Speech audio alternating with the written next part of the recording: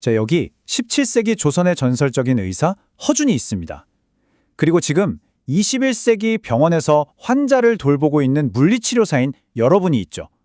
어때요? 전혀 상관없어 보이죠? 그런데 만약 이 둘 사이에 여러분의 임상을 완전히 바꿔놓을 수 있는 그런 놀라운 연결고리가 있다면 어떨까요? 지금부터 그 비밀을 한번 파헤쳐 보겠습니다. 네, 바로 이 질문. 이게 바로 오늘 우리가 함께 답을 찾아나갈 핵심 질문입니다. 허준의 커리어를 쭉 따라가다 보면요. 현대 물리치료사인 우리가 겪는 그 성장의 정책이라든가 팀 내 갈등, 그리고 수많은 좌절들, 여기에 대한 정말 실질적인 돌파구를 찾을 수 있을 거예요. 자, 이 화면을 한번 보실까요? 왼쪽을 보면 허준이 마주해야 했던 신분의 벽, 그리고 동료들의 질투가 보이죠? 그리고 오른쪽은요?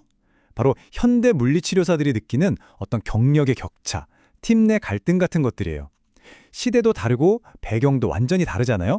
그런데 정말 신기하게도 한 명의 전문가가 성장하면서 겪는 그 고난의 본질은 이렇게나 똑 닮아 있다는 겁니다.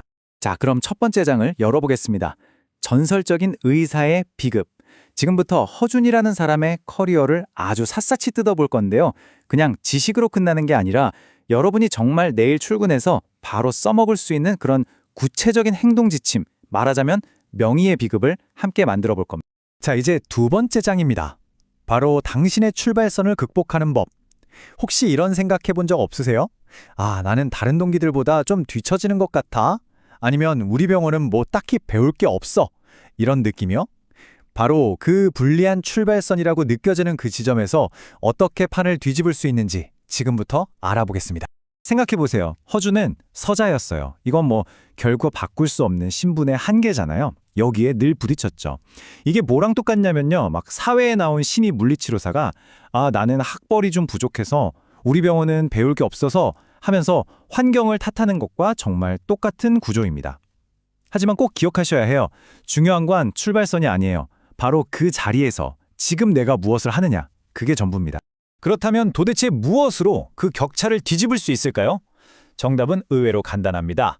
바로 이 세 가지, 가장 기본적이면서도 강력한 무기예요. 다른 사람들이 막 화려한 테크닉 쫓아다닐 때 여러분은 딱 세 가지만 파고드는 겁니다. 첫째, 가장 정확한 평가. 둘째, 절대적인 환자 안전. 그리고 셋째, 군더더기 없는 기록. 이 세 가지만 완벽하게 마스터하잖아요. 이것만으로도 여러분은 이미 다른 경쟁자들과는 완전히 다른 출발선에 서게 되는 겁니다. 네, 핵심은 바로 이거예요. 모르는 걸 숨기려고 애쓰지 마세요. 그게 중요한 게 아닙니다. 대신에 질문을 설계하는 거예요. 그냥 모르겠습니다 하고 끝내는 게 아니라 예를 들면 선생님, 이 환자의 경우 TUG가 18초인데 낙상 위험 감소를 우선 목표로 잡는 게 합리적인 가설일까요? 이런 식으로요. 어때요? 이건 여러분이 무능하다는 증거가 아니라 오히려 유능하다는 증거가 되고요. 동시에 여러분의 성장을 가장 빠르게 이끌어내는 최고의 전략이 되는 거죠. 옛날에 허준이 스승 밑에서 허드렛1부터 배우면서 실력을 키웠잖아요.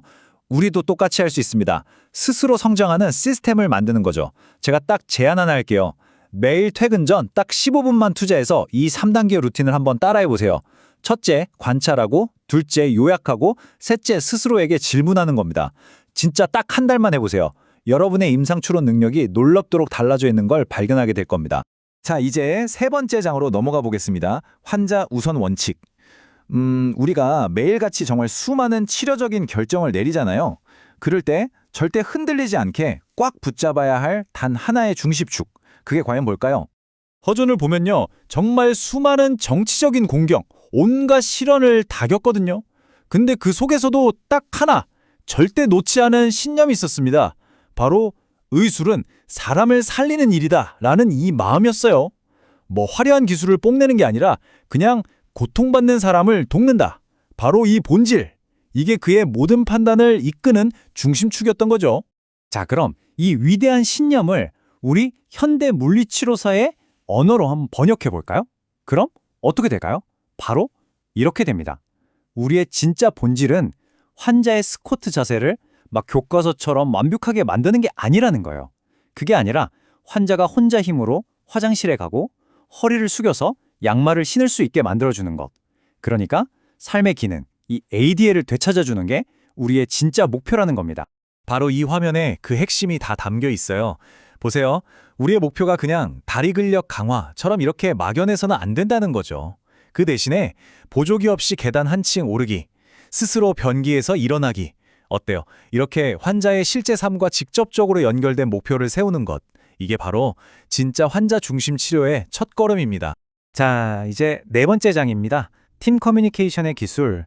이게 참 재밌는 게요. 허준을 가장 괴롭혔던 게 사실은 어려운 질병이 아니었어요. 뭐였냐면 동료 의원들의 질투와 정치 싸움이었습니다. 이거 어디서 많이 들어본 얘기 같지 않으세요? 맞아요. 현대병원의 큐머크 문제랑 정확히 맞닿아 있습니다. 실력만큼이나 아니 어쩌면 더 중요한 것, 바로 이 관계의 기술에 대해서 알아보겠습니다. 여기 왼쪽이랑 오른쪽 두 화법의 차이가 확 느껴지시죠? 왼쪽처럼 다짜고짜 왜 이런 식으로 하세요? 라고 물으면 듣는 사람이 어떨까요? 당연히 방어적으로 변하고 갈등이 생기겠죠. 하지만 오른쪽처럼 제가 보니까 이 방법으로는 통증이 NRS 7까지 오르네요. 혹시 강도를 좀 낮추고 횟수를 늘리는 건 어떨까요? 라고 제안하면 어때요? 이건 같이 문제를 해결해 봅시다 라는 신호가 되는 거예요. 감정이 섞인 왜 대신에 객관적인 관찰로 대화를 시작하는 습관. 이게 정말 중요합니다.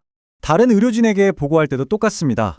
그냥 두루뭉술하게 환자가 어지러워했어요 라고 말하는 게 아니에요. 이 화면에 나온 것처럼 환자가 일어설 때 어지럽다고 했고 혈압이 90에 60까지 떨어졌습니다. 이런 식으로 객관적인 사실과 수치를 딱 제시해야 하는 거죠.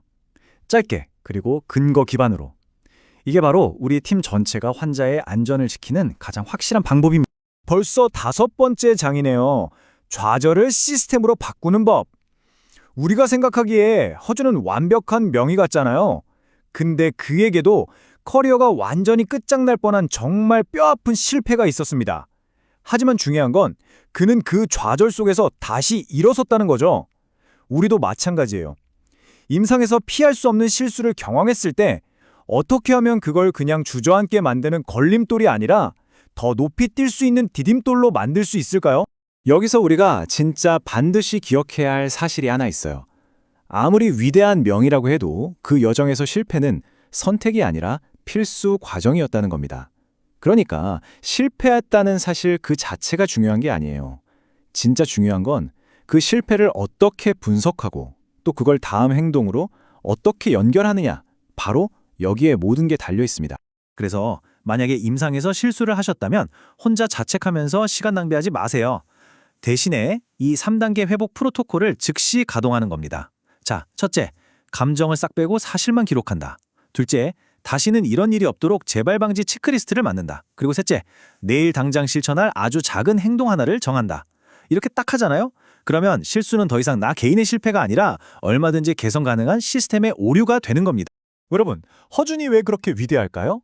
바로 자신의 그 수많은 지식과 경험을 그냥 흩어두지 않고 동의보감이라는 엄청난 시스템으로 만들었기 때문입니다. 우리도 똑같아요. 이 화면에 있는 평가 템플릿처럼 여러분만의 진단 프레임워크를 한번 만들어 보세요.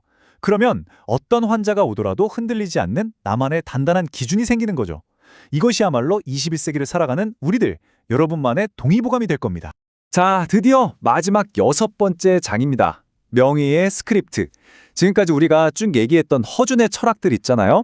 이걸 실제 환자의 대화에 어떻게 녹여낼 수 있을까요? 지금부터 현장에서 바로 써먹을 수 있는 실전 스크립트 3가지를 아주 빠르게 한번 살펴보겠습니다. 자, 첫 번째는 목표 설정 스크립트예요. 이렇게 물어보는 겁니다. 이 질문 딱 하나면 환자가 지금 진짜 뭘 원하는지 단번에 파악할 수 있고요. 치료의 우선순위도 아주 명확해집니다. 두 번째는 통증 관리 스크립트입니다. 이렇게 치료 시작하기 전에 명확한 기준을 딱 제시해 주잖아요. 그러면 환자는 통증에 대한 불안감을 내려놓고 치료에 훨씬 더 잘 집중할 수 있게 돼요. 말하자면 통증의 통제권을 환자에게 돌려주면서 신뢰를 쌓는 가장 효과적인 방법인 거죠. 그리고 마지막, 두려움을 다루는 스크립트입니다. 무작정 할 수 있어요 격려하는 것보다 환자의 두려움을 먼저 인정하고 공감해 주는 게 훨씬 중요해요. 무서운 게 당연하죠. 이렇게요. 그리고 나서 목표를 아주 잘게 쪼개서 이것 봐요, 할 수 있잖아요 하는 작은 성공의 경험을 선물하는 겁니다. 이게 바로 굳게 닫힌 환자의 마음과 움직임을 이끌어내는 진짜 열쇠입니다. 허준은 자신의 지식을 그냥 흩어지는 경험으로 놔두지 않았습니다. 후세를 위한 위대한 시스템, 바로 동의보감으로 남겼죠. 자, 이제 여러분의 차례입니다. 여러분이 쌓아온 그 수많은 경험과 지식은 지금 어떻게 기록되고 있나요? 여러분의 임상을 단단한 반석 위에 올리고 또 미래 후배들에게 등대가 되어줄 당신만의 동의보감, 그것은 과연 무엇이 될까요?